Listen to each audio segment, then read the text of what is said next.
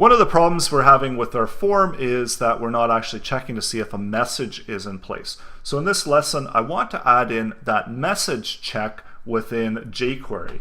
So this is a challenge that I want to issue to you to be able to do a message check and to try it out for yourself and see if you can get this working within jQuery. And I'll give you a hint here that the answer is really right in front of you here. So the answer, how to add in messages and do the message check to make sure that there's some content here within the message, this is already pretty much contained within these values. So if you want to pause the video, try it out for yourself, see what solution you can come up with, and I'm also going to be presenting that solution to you as well. So if you want to pause it at this point, or if you want to see the solution, I'm going to be presenting the solution to this problem and this challenge right now. So first thing that we want to do with jQuery is we want to identify the element that we want to interact with.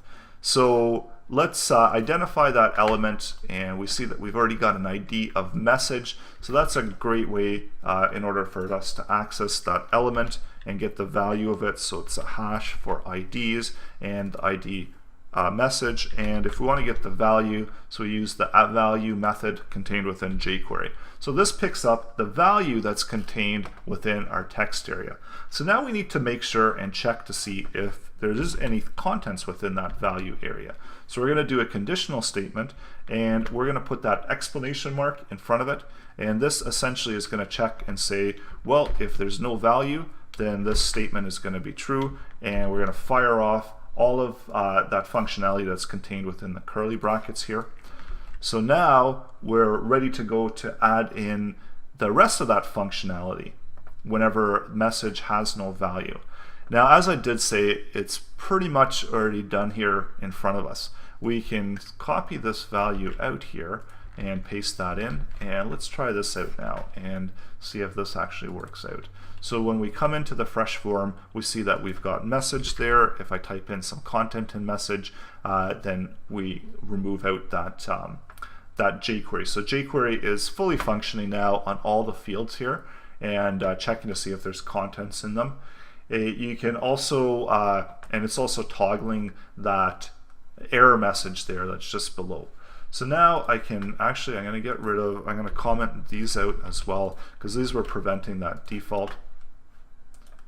And now let's try this out. So of course we're still on our local machine, so we're not going to be able to submit. But we see that now we can submit that information, passing that information over to the backend. All of it's working properly. And if we refresh it, I think that was the problem there, that it wasn't refreshed. And so now it should filter through and try to send that mail server. And again, we are on the local host, and that's why it's not working. But so that completes our project that we've been working on to build out a web form from scratch. Now you notice that there were a number of inclusions here with PHP. So the PHP was relatively should be relatively straightforward, even if you're not that familiar with PHP. So depending on your server configuration, if it's a PHP ready server and you've got PHP files that you're running on it, then you can use PHP. If you're on a Windows machine, sometimes they don't have PHP compatibility on a server, so you got to check that before you try to use this.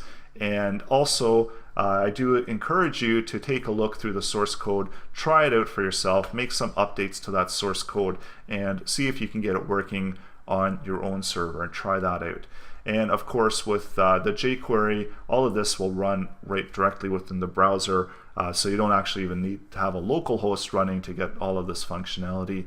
And if you are using XAMPP, going back to the PHP, just keep in mind that unless you have the SMTP set up within your XAMPP, you're not going to be able to actually send emails. So you will have to upload to a working server with SMTP email system working and running in the background. So again, I do encourage you to take a look through the source code that's going to be included in this course as well. Try it out for yourself, make some adjustments, and see what you can do with this with the code. And also keeping in mind that there's a lot of different ways to produce these contact forms. So I've tried to create as much variation as possible, and that's why we literally have 3 security checks here to make sure that the data coming in is the data that we're requiring from the user. So you can do combinations of this. You don't have to include this security check password thing.